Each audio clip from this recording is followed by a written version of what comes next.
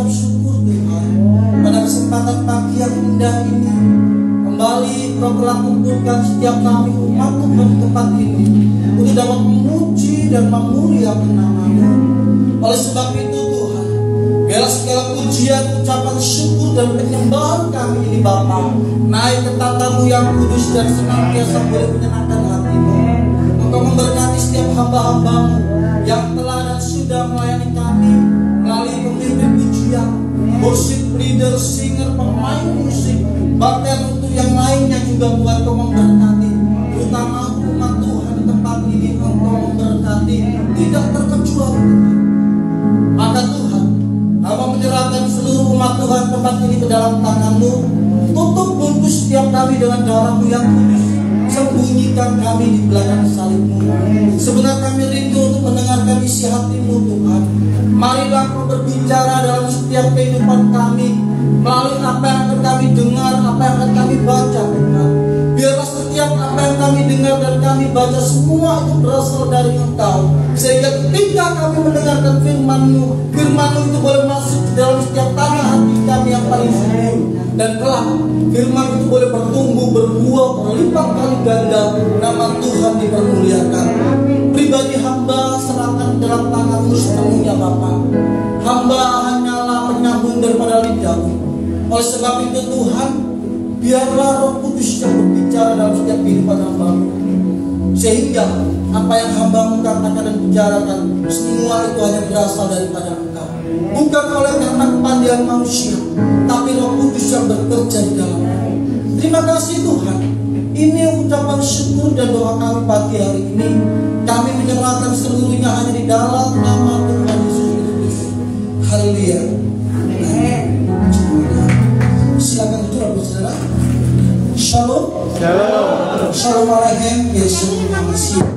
Salam damai sejahtera kepada setiap kita sekalian, anak Tuhan dalam Kristus. Baik, puji nama Tuhan. Bagaimana kabarnya saudara? Lama tidak berjumpa ya. Oleh karena satu keadaan pandemi yang telah melanda bumi kita ini, sehingga kita tidak diperkenankan untuk dapat bertatap muka, sehingga pertemuan ibadah kita senantiasa melalui online. Tapi bersyukur kepada Tuhan karena semuanya itu boleh dilakukan, sehingga pada hari ini kita boleh berkumpul bersama-sama tempat ini. Amin. Saya ucapkan banyak terima kasih kepada Gembala yang telah dan sudah memberikan saya kepercayaan kembali untuk menyampaikan Injil dalam Tuhan ini. Baik, supaya tidak lama-lama, waktunya sudah kita habis di sini. Saya akan langsung saja masuk ke dalam firman Tuhan, bahwa tema kita pada hari ini adalah apa? Jangan terhilang dari kasih karunia. Apa sih itu kasih karunia? Seringkali kita mendengar kasih karunia, seringkali kita mendengar keselamatan. Apa sih kasih karunia? Apa sih keselamatan itu? Apa benar kasih karunia itu terhilang? Lalu ketika kita menerima kasih karunia itu, apa benar? Ketika kita diselamatkan oleh keselamatan Yesus itu, sekali selamat kita tetapnya. Jadi banyak hal yang telah dibicarakan di luar sana, pengajaran-pengajaran yang dihembuskan, maka kita harus tahu kebenaran firman Tuhan sesungguhnya. Jadi untuk melihat ini semua, saudara, kita harus kembali berkiblat kepada firman Tuhan. Amin. Kita harus kembali melihat kepada sisi kebenaran firman Tuhan di dalamnya, sehingga kita tidak diombang-ambingkan oleh angin-angin pengajaran di luar sana yang saat ini mulai dihembuskan begitu luar biasa di dalam gereja-gereja Tuhan. Dan ketika umat Tuhan tidak siap, ketika umat Tuhan tidak mengerti akan kebenaran firman Tuhan sesungguhnya, maka mereka akan cepat untuk jatuh dan terhilang daripada kebenaran firman Tuhan. Jadi berhati-hati ya. Setiap firman Tuhan yang kita dapat, yang kita dengar, kita harus kembali telah. Benar gak firman Tuhan seperti ini? Ketika kita menelaah firman Tuhan itu, saya ingin percaya Roh Kudus akan memberikan pengertian dalam firman Tuhan, sehingga kita tidak mudah untuk diombang-ambingkan oleh angin-angin pengajaran yang ada di luar sana. Baik, langsung aja kita buka ya dalam Efesus.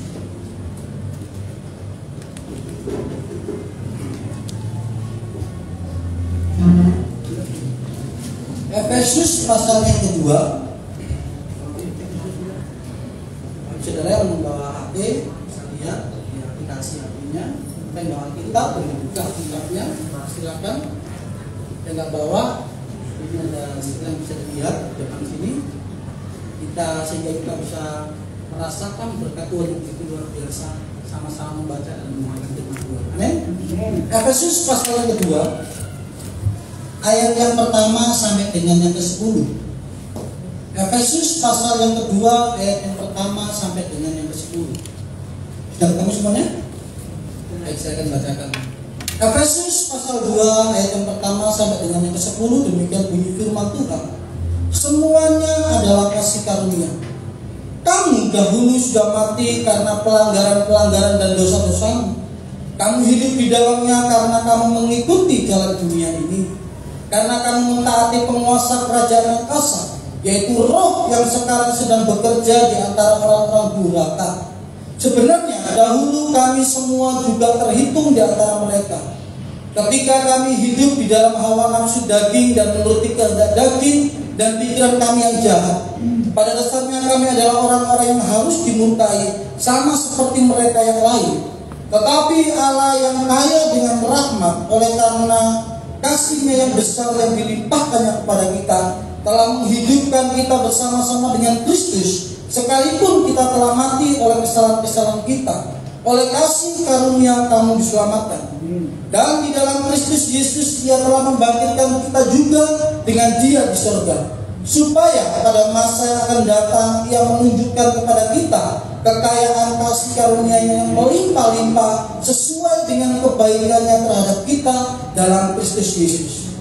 Sebab karena kasih karunia kamu diselamatkan oleh iman. Itu bukan hasil usahamu, tapi pemberian Allah. Itu bukan hasil pekerjaanmu. Jangan ada orang yang memegahkan diri.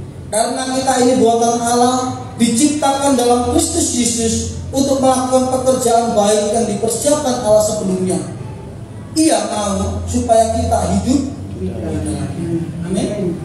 Puji nama Tuhan. Saya akan menyampaikan sedikit tentang kitab Efesus ini. Kitab Efesus ini adalah suatu surat yang ditulis oleh Rasul Paulus. Pada saat itu Rasul Paulus menulis satu surat kepada jemaat di Efesus, yang mana pada saat itu Rasul Paulus melihat bahwa pertumbuhan rohani daripada jemaat di Efesus ini begitu luar biasa. Dan sekali lagi saya katakan, di tengah-tengah Paulus ini menulis surat, Paulus tidak berada di luar. Dia sedang ada di dalam penjara. Ketika dia memperhatikan suatu perkembangan dan pertumbuhan daripada kerohanian jemaat di Efesus ini, Rasul Paulus rindu untuk menuliskan suratnya. Rasul Paulus menekankan kepada jemaat di Efesus betapa pentingnya hidup di dalam kasih karunia itu, dan betapa pentingnya hidup di dalam pengajaran yang benar.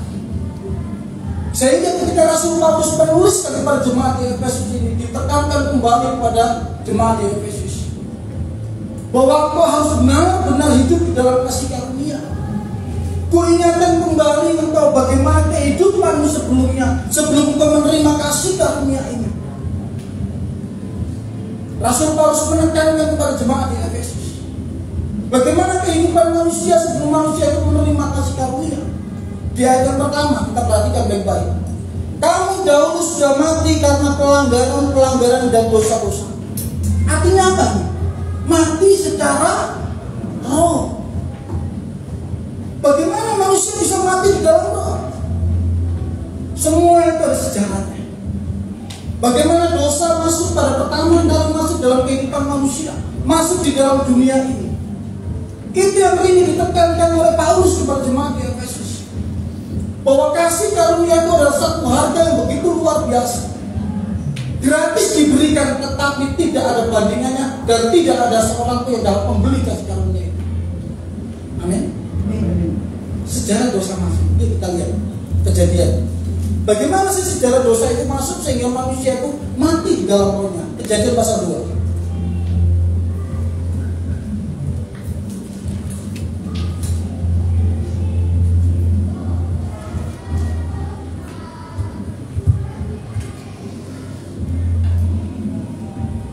Kejadian pasal 2 ayat yang ke-16 dan 17.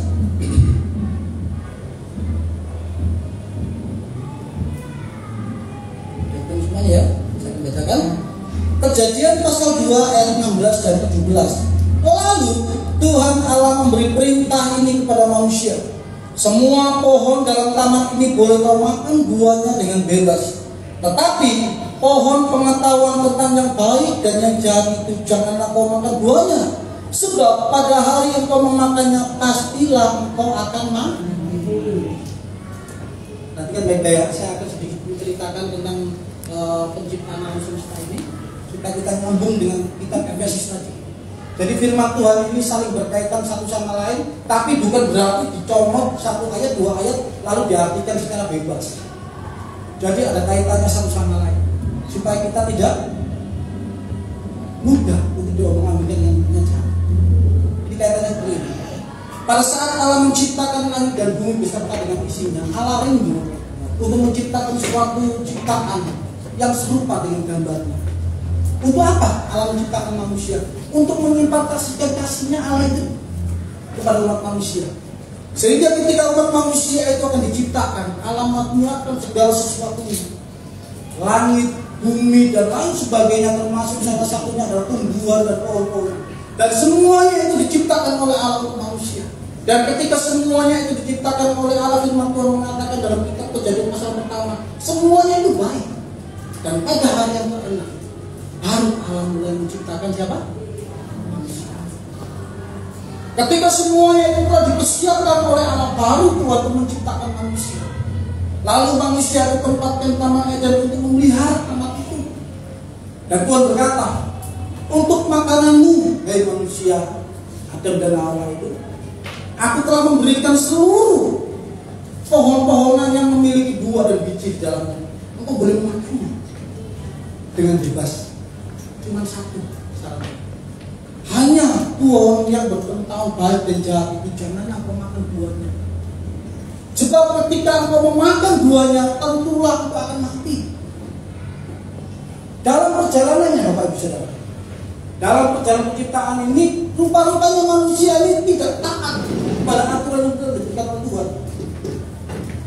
Sehingga ketika iblis itu datang dalam rupa ular itu, dia mulai menipu manusia.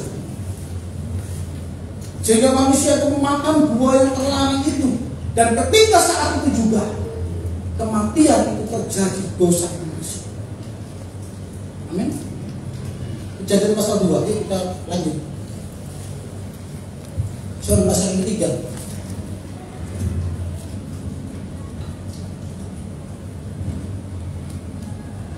Kejadian pasal 3 ayat 6. Saya akan bacakan dulu ya. Adapun ular ini gambar daripada iblis. Jadi jangan dilihat ular itu terus yang kita lihat, bukan ya. Dari setiap firman Tuhan yang kita baca, jangan terus diartikan secara terang. Itu semua ada artinya dan itu semua ada maknanya. Perhatikan baik-baik. Adapun ular ialah yang paling cerdik dari segala binatang di darat yang dijadikan oleh Tuhan Allah. Ular itu berkata kepada perempuan itu, tentulah Allah berfirman, semua pohon dalam taman ini jangan kamu makan buahnya, bukan? Ini iblis, bapa daripada segala pendusta. Tuhan ngomong, semua pohon di taman ini boleh kamu makan buahnya, cuma satu, buah yang berpengetahuan baik dan jahat itu jangan kau makan. Itu seperangan. Jangan kau makan buah itu, sebab ketika engkau memakan buah itu, engkau pasti akan binasa. Dan iblis mulai meminta balikan. Ini dicoba oleh iblis. Tapi beda. Ayat yang kedua. Lalu seorang perempuan itu kepada ular, buah pohon-pohon dari taman ini boleh kamu makan, tetapi tentang buah pohon yang ada di tengah-tengah taman Allah berfirman, jangan kamu makan ataupun raba buah itu, nanti kamu mati. Tetapi ular itu berkata kepada perempuan itu, sekali-kali kamu tidak akan mati. Tetapi Allah mengetahui bahwa pada waktu engkau memakannya, matamu akan terbuka dan kamu akan menjadi seperti Allah, tahu tentang yang baik dan yang jahat. Inilah yang sejarahnya iblis. Dia dulu adalah seorang pemimpin puji-pujian surga. Ya, Lucifer. Dia memimpin puji-pujian, dia begitu elok, dia digambarkan sebagai bintang timur. Dia begitu indah, luar biasa, cahaya berkilauan dengan begitu luar biasa. Lucifer itu adalah satu, artinya adalah cahaya yang berkilau. Dia begitu luar biasa. Dan ketika dia disanding-sanding, dia mulai tinggi hati. Dia berkata dalam firman Tuhan mengatakan, aku akan naik ke tempat yang maha tinggi, di tempat Allah Ismail. Dan saat itulah Lucifer itu dibuang dia. Jadi iblis biasanya apa? Ingin seperti Allah. Dan iblis mulai membohongi manusia. Manusia juga harus aku bohongi. Manusia juga harus binasa. Ketika manusia aku berikan penawaran bahwa ketika kamu makan buah itu, engkau akan jadi sama seperti Allah. Tidak. Ada banyak ya manusia yang seperti Allah ya. Tahu gitu, seperti seolah-olah akulah yang paling luar biasa. Dan ketika mereka memiliki jabatan, kekayaan dan lain sebagainya, dia akan berdiri di atas. Ini aku, seolah-olah sama seperti Allah. Nah, perhatikan lagi. Ayat yang ke-6. Perempuan itu melihat bahwa buah pohon itu baik untuk dimakan dan sedap kelihatannya. Lagi pula, pohon itu menarik hati karena memberi pengertian. Lalu ia mengambil dari buahnya dan dimakannya dan diberikan juga kepada suaminya dan bersama-sama dengan dia, dan suaminya pun memakannya. Maka terbukalah mata mereka berdua dan mereka tahu bahwa mereka telanjang. Lalu mereka menyemat daun pohon ara dan membuat capung. Ketika manusia itu memakan buah itu yang telah dilarang oleh Tuhan, saat itu juga dosa masuk dalam kehidupan mereka. Terbukalah mata mereka dan mereka melihat bahwa mereka telanjang. Ini gambaran daripada dosa. Ketelanjangan ini gambaran daripada dosa. Dan ketika manusia tahu bahwa dirinya telah berdosa, mereka berusaha sebaik mungkin, berusaha bagaimana caranya supaya mereka dapat selamat daripada dosa itu. Sehingga dengan cara mereka mengambil daun pohon ara dan membuatnya sebagai cawang. Nah, ini gambaran sebagai usaha manusia mencapai keselamatan. Boleh tidak seperti ini? Tidak berkenan pada Tuhan. Sebab yang berdosa manusia, Roma pasal 6 ayat 23. Roma pasal 6 ayat 23. Upah dosa itu apa? Sebab upah dosa adalah maut. Menurut Roma pasal 6 ayat 23, Kejadian pasal 2 ayat 16 dan 17 mengatakan, ketika engkau memakannya, pastilah engkau akan binasa. Maka tidak bisa tidak. Ketika manusia ingin menebus dosa mereka, harus terjadi yang namanya kematian. Harus adanya penumpahan darah. Kenapa seperti itu? Karena yang melakukan dosa adalah manusia. Sehingga ketika engkau mungkin mencapai keselamatanmu, engkau harus mati. Amin. Perhatikan itu. Ayat yang ke-8. Ketika mereka mendengar bunyi langkah Tuhan Allah yang berjalan-jalan dalam taman itu pada hari sejuk, bersembunyilah manusia dan istrinya itu terhadap Tuhan Allah di antara pohon-pohonan dan taman. Pagi-pagi Tuhan Allah memanggil mereka, manusia itu, dan berfirman kepadanya, di manakah engkau? Ia menjawab, ketika aku mendengar bahwa engkau ada dalam taman ini, aku menjadi takut karena aku telanjang, sebab itu aku bersembunyi. Jadi intinya, dosa itu membuat kita merasa takut, bersalah dan takut. Siapa di antara kita ketika kita melakukan dosa, ya kan? Lalu hati kita merasa nggak enak, syukur, karena ada rujuk dalam kehidupan kita. Kalau kita melakukan dosa terus tidak ada rasa bersalah dalam hati kita, pertanyaannya besar. Ada nggak rujuk dalam kehidupan kita? Itu iblis. Tapi ketika kita merasa bersalah, ketika kita melakukan satu pelanggaran dan dosa, kita merasa bersalah, lalu kita meminta ampun kepada Tuhan, bersyukur bahwa Roh Kudus masih ada dalam kehidupan kita. Jadi dosa ini membuat hubungan kita dengan Tuhan terasa jauh. Dan tadinya manusia Adam dan Hawa itu tadi juga bercakap-cakap dengan Allah Taman Eden sebelum dia jatuh dalam dosa. Ketika mereka jatuh dalam dosa, mereka terhindar dari kemuliaan Allah. Mereka takut untuk berhadapan dengan Allah. Berkata-kata aku bercakap-cakap dengan Allah. Karena mereka malu bahwa diri mereka telah berdosa. Dan ketika dilihat oleh Allah, bahwa dosa itu telah masuk dalam kehidupan manusia. Alam merasa melakukan sesuatu. Tuhan tidak ingin ciptaannya itu binasa. Karena apa? Perhatikan baik-baik. Begitu rupa Allah menciptakan alam semesta ini beserta dengan isinya hanya untuk manusia. Dan Tuhan tidak ingin manusia itu binasa begitu saja. Maka di ayat 17, Kejadian pasal 3 ayat 17, perhatikan baik-baik.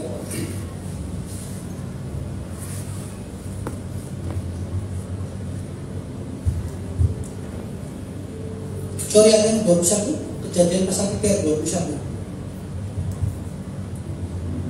Coba ya. Dan Tuhan Allah membuat pakaian dari kulit binatang untuk manusia dan istrinya itu, lalu mengenakannya kepada. Artinya gini, ketika Tuhan tahu bahwa manusia itu telah melakukan dosa dan manusia berusaha untuk mencapai keselamatannya, menebus dosanya dengan cara mereka sendiri, itu tidak berkenan. Karena yang melakukan dosa itu adalah manusia, maka yang terjadi bahwa firman Tuhan mengatakan bahwa dosa itu adalah maut, jadi harus ada kematian dalam itu. Maka Tuhan mengambil hewan yang tidak bersalah itu, disembelihnya hewan itu, lalu pakaiannya dibuatkan kepada manusia menjadi pakaian. Saat itulah terjadi yang namanya penumpahan darah pertama kali. Tuhan katakan ini caranya supaya kamu itu dapat terhindar dari dosa. Ini karena kasih karunia loh, bukan karena usaha manusia. Apakah itu usaha manusia? Allah yang berikannya. Ya, Tuhan Allah sendiri yang membawa hewan yang tidak berdosa itu, disembelihnya hewan itu dan kulitnya dibuatkan manusia untuk menjadi pakaian. Itulah yang dinamakan dengan pakaian keselamatan di zaman perjanjian lama. Dan di sepanjang kitab tanah ini, kitab perjanjian lama ini, kita tahu ketika manusia melakukan dosa, ketika manusia melakukan kesalahan, maka manusia harus menebus dosanya itu dengan cara apa?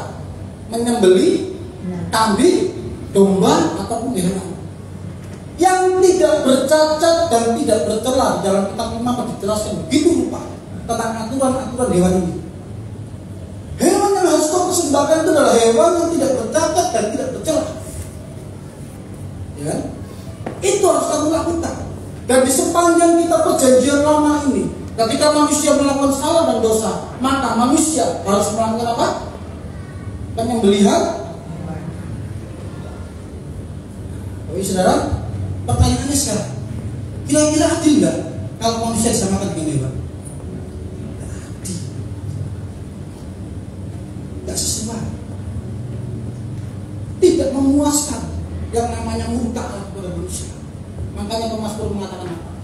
Korban sembelihan dan bakaran tidak berkenan di hadapan Allah. Mazmur berkata seperti itu. Lalu bagaimana cara manusia dapat selamat? Semuanya itu yang dituliskan di dalam kitab Kejadian sampai kepada kitab Imamat itu, atau sampai kepada kitab perjanjian lama ini, sepanjang kitab itu ditulis. Ketika manusia berdosa, manusia harus mempersembahkan korban. Itu baru suatu gambaran. Di tengah-tengah gambaran itu, setiap kali manusia melakukan dosa, Allah sedang mempersiapkan yang namanya jalur Mesias. Jalur Mesias itu adalah jalur Mesias. Berapa ribu tahun itu sampai kepada kedatangan Tuhan Yesus. Allah mempersiapkan jalur keselamatan ini begitu rupa supaya manusia itu tidak jatuh dalam dosa, supaya manusia itu dapat ditebus dosa. Dan sebelum itu semua terjadi, firman Tuhan mengatakan ketika engkau melakukan dosa dan kesalahan, aturannya adalah engkau harus mempersembahkan korban bakaran dan korban sembelihan. Ibrani pasal 10 ayat pertama. Bahwa apa yang dilakukan oleh orang-orang di dalam perjanjian lama itu semua baru apa? Kiasan, gambaran, bukan hakikat yang sesungguhnya. Kita lihat Ibrani pasal 10.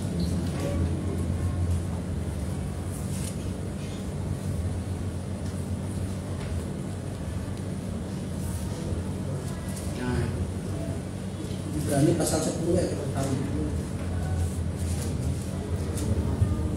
Di dalam hukum Taurat hanya terdapat bayangan saja dari keselamatan yang akan datang, dan bukanlah hakikat dari keselamatan itu sendiri. Karena itu dengan korban yang sama setiap tahun terus-menerus dipersembahkan, hukum Taurat tidak mungkin menyempurnakan mereka yang datang mengambil bagian di tidak mungkin menyempurnakan. Itu masih belum memuaskan amarahnya Tuhan. Lalu bagaimana caranya? Harus terjadi pengorbanan kepada dosa dalam maut menurut Roma pasal berapa tadi? 6 ayat 23. Dan yang harus menjadi korban itu adalah manusia yang tidak memiliki cacat dan celah, tidak memiliki dosa. Ada nggak kira-kira di muka bumi ini? Roma 3 ayat 23 mengatakan semua manusia itu telah kehilangan kemuliaan. Mustahil loh, itu mendapatkan manusia seperti itu loh. Oleh sebab itu di sepanjang kitab Perjanjian Lama, Tuhan mempersiapkan jalur Mesianik ini, jalur keselamatan ini. Sebelum itu terjadi, manusia harus melakukan penebusan dosa dengan cara yang tadi. Menebus manusia dengan cara korban hewan tadi. Ketika Tuhan mulai mempersiapkan jalur Mesianik ini dan tiba saatnya, berapa ribu tahun perjalanan itu, maka Allah menjawab, ketidakmungkinan itu menjadi mungkin. Caranya bagaimana? Yohanes pasal yang kedua.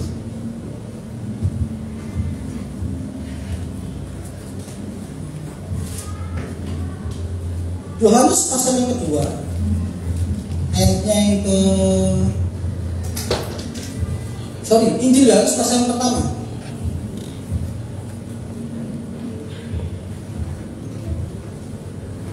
Injil Yohanes pasal yang pertama ayat yang ke-14. Demikian bunyi firman Tuhan, saya akan bacakan.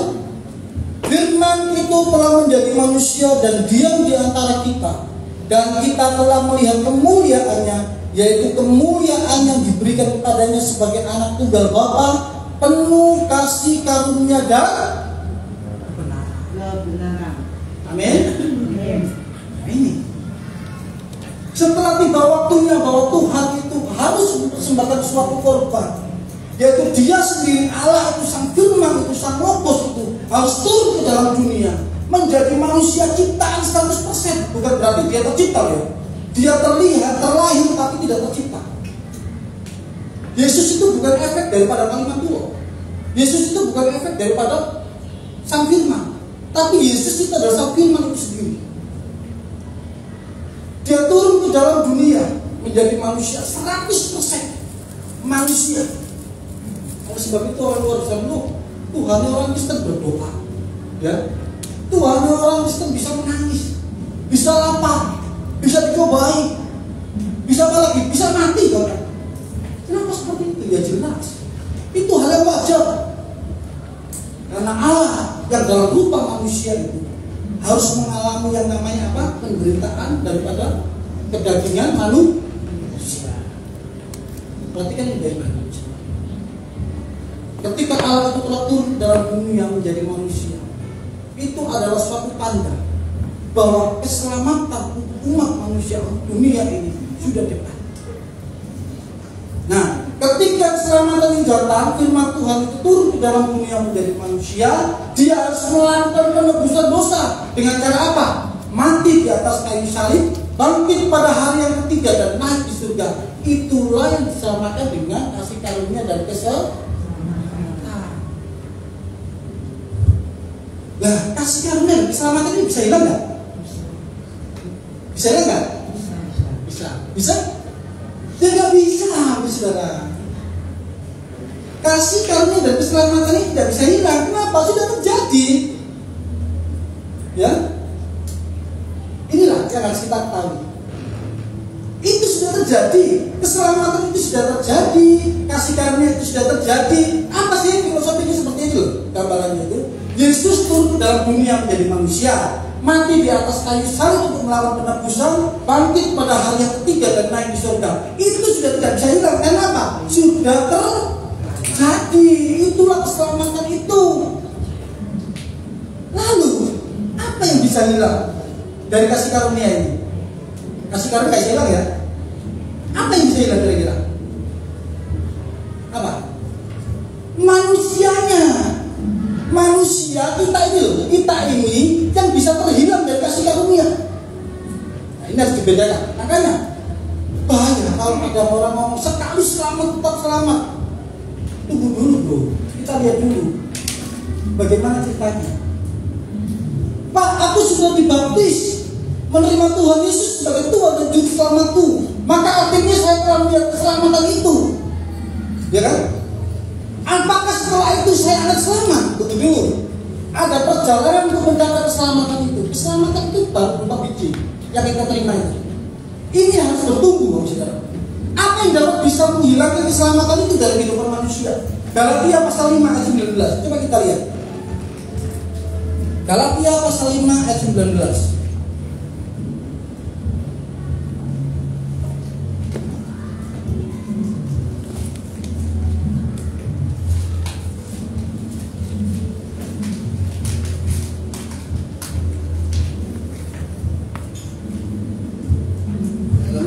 Galatia pasal 5 ayat 19 saya bacakan demikian firman Tuhan. Perbuatan daging telah nyata, yaitu percabulan, pencemaran, hawa nafsu, penyembahan berhala, sihir, keseteruan, perselisihan, iri hati, amarah, kepentingan diri sendiri, percideraan, roh pemecah, kedengkian, kemabukan, pesta pora dan sebagainya. Terhadap semuanya itu kuperingatkan kamu seperti yang telah kubuat dahulu, bahwa barang siapa yang telah melakukan hal-hal yang demikian, ia tidak akan mendapat bagian dalam kerajaan surga. Amin. Jadi yang bisa terima dari kasih Tuhan itu siapa? Kita. Dalam perjalanan kita telah menerima kasih karunia dalam kehidupan kita itu loh, saudara. Ya kan? Ada kemungkinan manusia itu jatuh dalam dosa. Dan ketika manusia itu jatuh dalam dosa, lalu dia tinggal dalam dosa itu terus menerus, maka keselamatan itu akan menghilangkan dirinya. Manusia itu akan menghilangkan dirinya daripada kasih karunia dan keselamatan. Kasih karunia dan keselamatan tidak bisa hilang, karena itu sudah terjadi. Ya, itu rangkaian keselamatan dan kasih karunia. Turunnya Yesus Kristus menjadi, turunnya Sang Firman itu menjadi manusia, mati di atas kayu salib, bangkit pada hari ketiga, naik di atas surga. Itulah kasih karunia dan keselamatan. Apakah itu usaha manusia? Yesus turun di dalam dunia menjadi manusia kan? Usaha manusia kan? Nah, itu bukan usaha manusia, itu adalah usaha Allah. Jangan ada orang yang memegahkan ini, karena Allah tidak ingin manusia itu binasa. Karena Allah tidak ingin bahwa ciptaannya itu akan mati, tapi Allah ingin mengembalikan fitrah manusia sesungguhnya tadi. Dalam kerajaan surga tadi, hidup seturut dengan Tuhan, hidup bersama dengan Allah, sehingga Allah itu harus turun ke dalam dunia menjadi manusia, mati di atas kayu salib, bangkit. Itulah karya keselamatan. Kita yang bisa tergilir dari keselamatan itu. Kita yang menjauh daripada keselamatan itu kadang-kadang kita melakukan dosa, lalu kita tinggal di dalamnya karena kita ada dalam zona enak yang nyaman karena daging. Kita berusaha menjauh dari kasih karunia itu.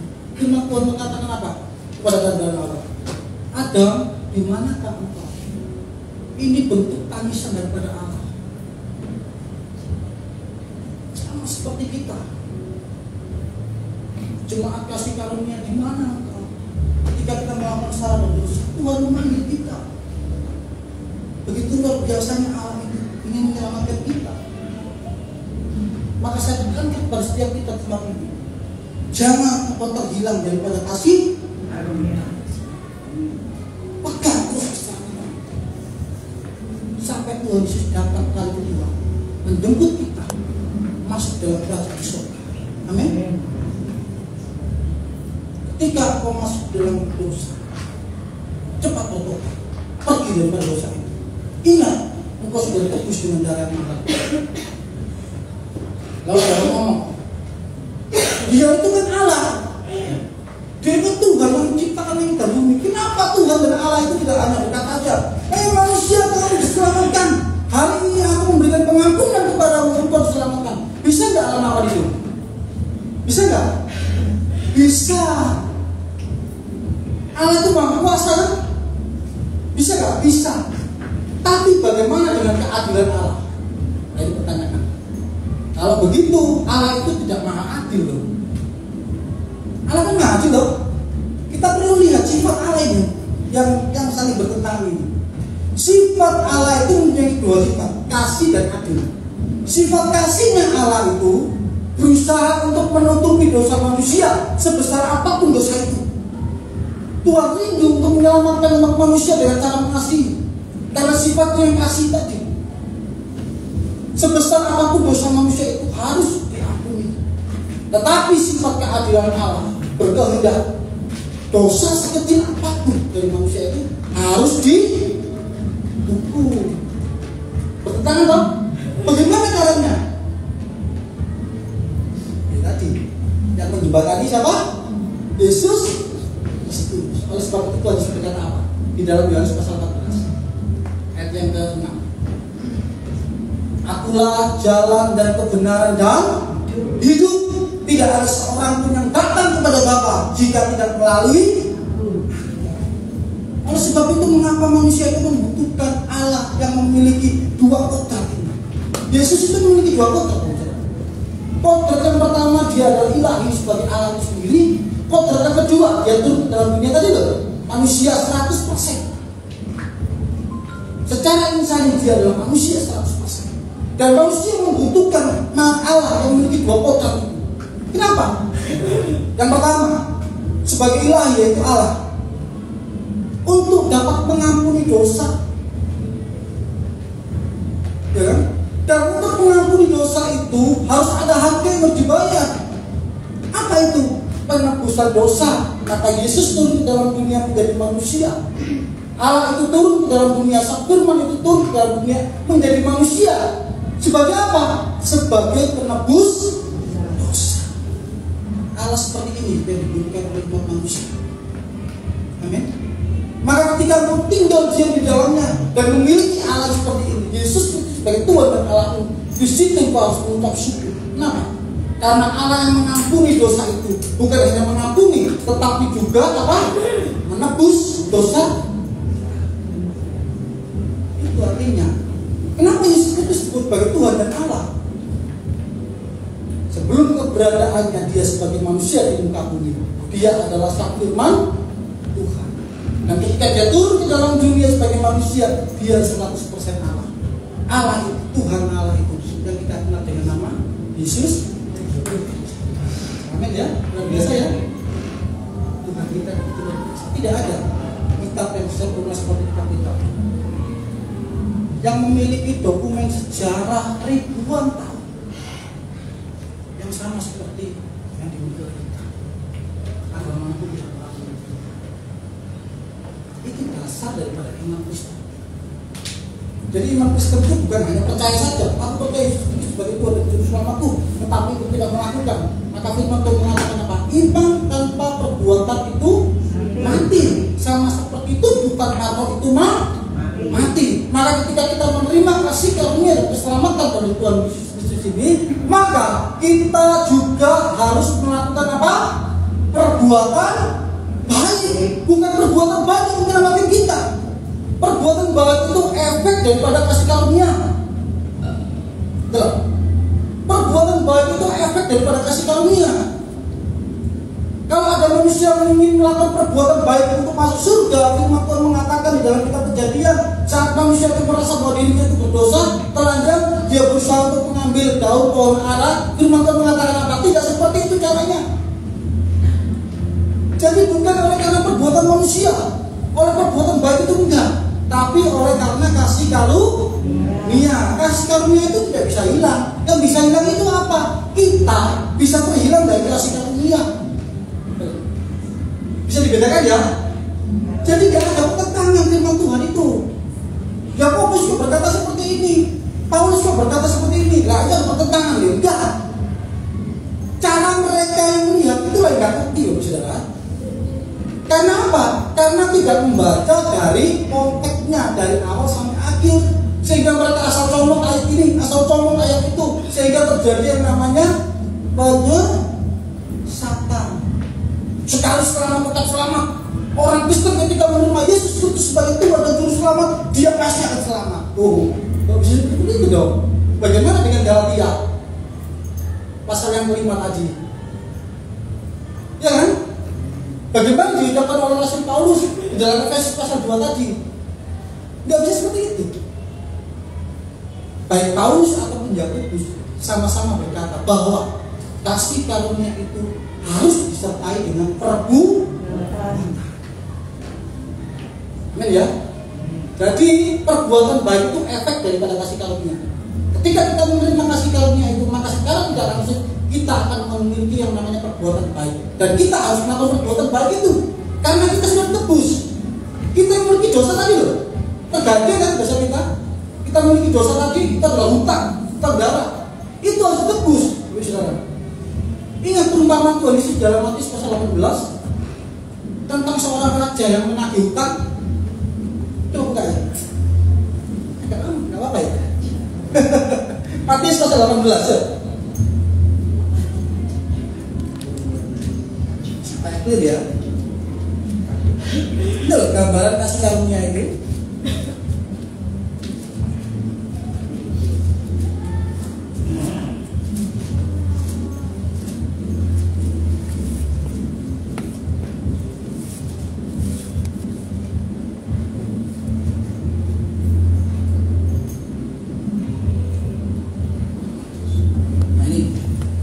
Matius pasal 18 ayat yang ke-23.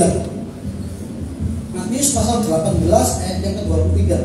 Perhatikan baik-baik, saya membacakan ya.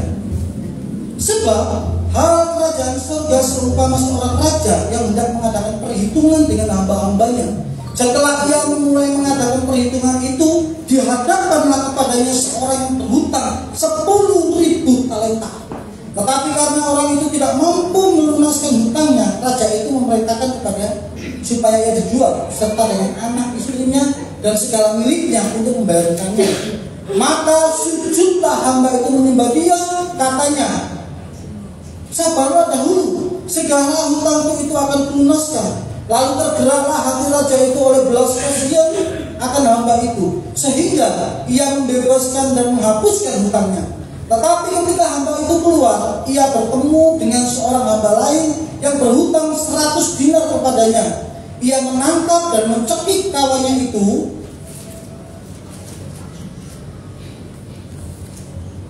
lalu bertanya, bayarlah hutangmu. Maka sujudlah kawannya itu dan memohon kepadanya, sabarlah dahulu, hutangku itu akan kulunaskan. Tetapi ia menolak dan menyerahkan kawannya itu ke dalam penjara sampai melunaskan hutangnya. Melihat itu kawan-kawan yang lain sangat sedih, lalu menyampaikan segala yang terjadi kepada Tuhan mereka. Raja itu menyuruh memanggil orang itu dan berkata kepadanya, hai hamba yang jahat, seluruh hutangmu telah kuhapuskan karena engkau memohonkannya kepadaku. Bukankah engkau pun harus mengasihi kawanmu seperti aku telah mengasihi engkau? Maka marahlah tuannya itu dan menyerahkannya kepada Al-Bujur sampai ia melunaskan hutangnya seluruhnya. Amin. Ini gambar kasih karunia itu. Kita sudah tebus oleh Tuhan. Dosa kita sudah tebus oleh Tuhan. Maka ketika kita mengetahui bahwa dosa kita yang begitu besar itu yang tidak mungkin dihapuskan, ya kan, oleh darah daripada hewan itu, dan Allah itu telah turun ke dalam dunia menjadi manusia, itu darah yang tidak dapat terbayar. Karena apa? Manusia yang harus mati dan menebus dosa itu adalah manusia suci yang tidak memiliki dosa dan cacat celah, sehingga Allah sendiri yang turun ke dalam dunia. Itu bukan usaha manusia. Dan ketika kita mendapatkan tebusan itu, kasih karunia itu, maka efek daripada kasih karunia itu, kita bersyukur toh. Kita harus juga berbuat. Bukan perbuatan baik yang menyelamatkan kita, yang menyelamatkan apa?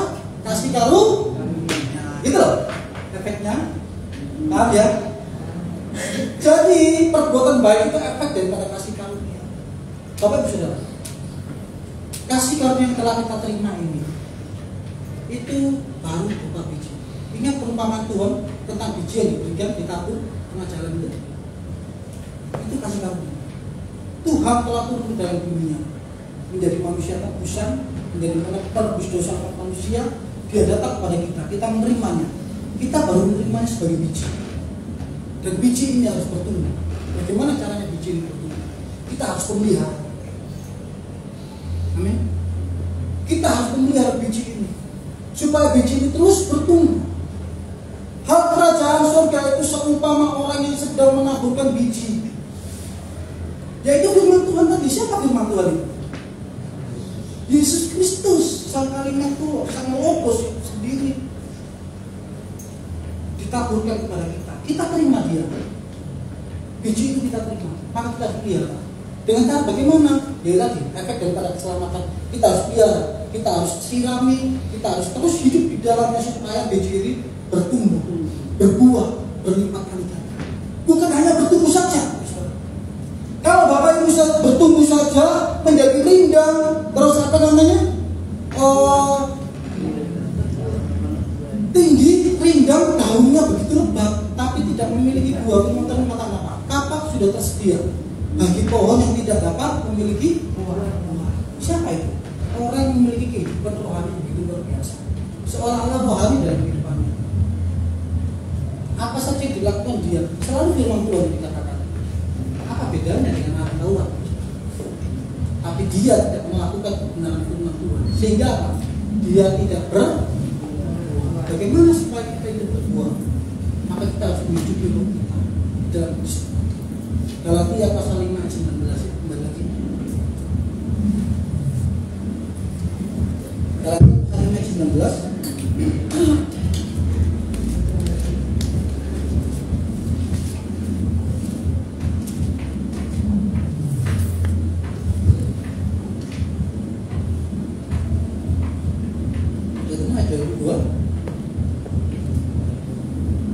Ini loh buah itu. Tetapi buah roh ialah kasih, sukacita, damai sejahtera, kesabaran, kemurahan, kebaikan, kesetiaan, kelemah lembutan, penguasaan diri. Tidak ada hukum yang menentang akan hal-hal itu. Roh kita yang harus berbuah. Dengan cara bagaimana? Kasih, sukacita, damai sejahtera, terus kesabaran, terus kelemah lembutan, terus penguasaan diri. Tidak ada hukum yang menentang aku. Nah ini buahnya. Amin ya. Ketika kita sudah menerima kasih karunia itu, kita harus tumbuh di dalam Tuhan.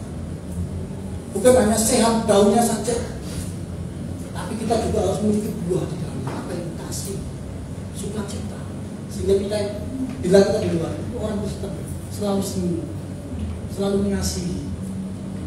Kita hidup satu dengan gambar rupa Allah Tuhan Yesus itu. Tuhan Yesus itu di dalam dunia itu memberikan contoh kepada kita. Itu adalah suatu natur yang sempurna, yang Tuhan inginkan. Ketika manusia itu mengalami satu permasalahan, mereka harus berdoa, dan Tuhan Yesus telah menontonkan gambaran daripada Tuhan Yesus itu. Manusia yang sempurna yang Tuhan inginkan. Maka kita harus hidup menurut kehendak Tuhan dan seperti Tuhan Yesus. Perlu berdoa enggak? Perlu enggak? Enggak perlu. Dia tidak memiliki dosa. Dia perlu bersujud enggak? Enggak perlu. Tapi kenapa dia melakukan semua itu? Memberikan contoh. Yesus itu suatu natur yang sempurna yang Tuhan inginkan. Sehingga kedatangan dia kalian ke dalam dunia ini sebagai manusia itu selain sebagai penebusan, dia juga sebagai contoh buat kita semua umat Tuhan, orang yang percaya, supaya hidup seturut seperti apa yang telah dilakukan oleh Tuhan Yesus. Amin. Amin. Oleh sebab itu tetap perjalanan keselamatan itu dengan takut dan gentar. Lakukan itu dalam kehidupan. Takut dan gentar itu bukan berarti terus kita ketakutan dari Tuhan. Karena ada Tuhan terus kita takut. Kenapa enggak? Namanya terpaksa. Takut dan gentar itu sepenuh hati gitu maksudnya. Maksudnya kita lakukan dengan sepenuh hati. Kenapa? Karena aku sudah tebus, puji Tuhan, aku sudah diselamatkan. Aku akan menantikan Rajaku itu yang kedua kali datang dalam dunia ini, membawa kita masuk di dalam kemuliaan Allah. Sebelum itu semua terjadi, aku harus melakukan kehendak Allah dalam kehidupan. Sebagai efek daripada kasih karunia itu, aku harus melakukan perbuatan-perbuatan baik sama yang telah dicontohkan oleh Bapa kita, yaitu Tuhan Yesus dalam kehidupan kita. Amin. Sekarang ngerti ya? Kasih karunia dan keselamatan bisa hilang nggak? Bisa. Yang bisa hilang apa? Manusianya. Amin ya. Jadi ini harus dibedakan. Nggak boleh disamaratakan. Bukan sudah menerima Yesus sebagai Tuhan dan Raja, maka dia artinya selamat dong. Sekali selamat tetap selamat, bahaya. Ini terus ini digaungkan, terus ini diceritakan, ini terus diajarkan, berbahaya, akan menjadi pengajaran sesat. Itulah yang namanya bidat. Dan itu pernah terjadi sepanjang kitab ini tulis, mulai dari kisah para rasul, dari rasul-rasul sampai bapak-bapak gereja, bahkan sampai akhir zaman ini. Yesus online, hati-hati dengan pengajaran seperti ini. Yesus adalah Tuhan yang kedua, yang lebih besar adalah Bapa, yang tua itu dadak ngutip ayat apa itu? Wahyu. Loh itu kan ada dua. Loh itu Bapa yang tua itu dia maha kuasa. Yesus tidak berkuasa. Dia tidak maha kuasa. Saksi Yehova. Ini beda. Pegang keselamatanmu. Amin. Terus kerjakan keselamatanmu itu dengan takut dan doa. Maksudnya dengan sepenuh hati kepada aku. Sampai kita menerima upah kita sepenuhnya, yaitu masuk dalam kerajaan surga bersama dengan Bapa. Sebelum itu terjadi, Bapak Ibu Saudara dalam dunia ini harus berjuang. Dalam Galatia pasal 5 ayat 2, buah roh itu kasih, sukacita, dan sejahtera. Itu harus ada. Amin. Firman Tuhan tidak saya perpanjang. Kita akan mengaminkan firman Tuhan ini dengan satu tujuan. Hidupku adalah kebenaran.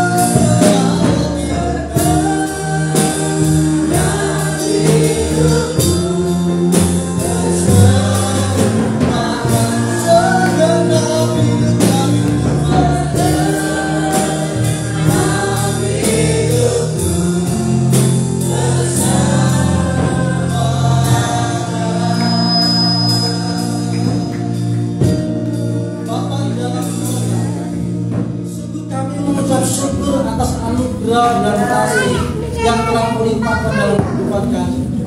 Jika pada kesempatan pagi yang indah ini Bapa kembali kami mendengarkan kebenaran Kristus, biarlah firman yang saat ini telah kami dengar boleh masuk dalam setiap tanah hati umat Tuhan di tempat ini, menjadi suatu pengertian, sehingga firman itu masuk lebih dalam lagi. Firman itu masuk lebih dalam lagi dalam tanah hati kami yang paling subur. Dan firman itu boleh bertumbuh, berbuah, berlipat kali ganda. Nama Tuhan dipermuliakan dalam kehidupan kami. Maka sebab daripada itu Tuhan, kiranya apa yang telah dan sudah kami dengar hari ini Bapa, firman-Mu itu boleh menjadi rema dalam setiap kehidupan kami, menambahkan pengertian kami akan Engkau, sehingga kami semakin sadar bahwa kami diciptakan dalam dunia ini untuk memancarkan kasih-Mu yang besar itu, mengucap syukur atas kasih karunia-Mu itu Tuhan. Sebagai bentuk kasih karunia-Mu, maka kami melakukan apa yang baik dalam kehidupan kami. Kami menyontoh seperti apa yang Tuhan Yesus lakukan dalam dunia ini. Maka mampukan setiap kami Tuhan berjalan di dalam dunia yang fana ini dengan kasih-Mu yang besar itu Tuhan. Ingatkan kami Tuhan jika kami bersalah di hadapan Engkau, dan kembalikan kami dengan rahmat-Mu yang besar itu Bapa, sehingga dalam perjalanan kehidupan kami Tuhan, kami selalu hidup di dalam kebenaran-Mu, mencapai kesempurnaan bersama dengan Engkau, sampai Engkau datang kali kedua menjemput setiap kami Tuhan masuk dalam kerajaan surga. Terima kasih Bapa, terima kasih. Hamba-Mu telah berhenti berbicara, tetapi firman-Mu biarlah terus bekerja Tuhan pada umat Tuhan tempat ini, sehingga firman Tuhan itu nantinya akan membuat kami Tuhan semakin sempurna di hadapan Tuhan. Terima kasih Tuhan, terima kasih. Inilah ucapan syukur dan doa kami pagi hari ini. Kami serahkan seluruh ucapan syukur dan doa kami ini hanya di dalam nama Tuhan Yesus Kristus yang menjadi Tuhan dan Juru Selamat kami. Haleluya.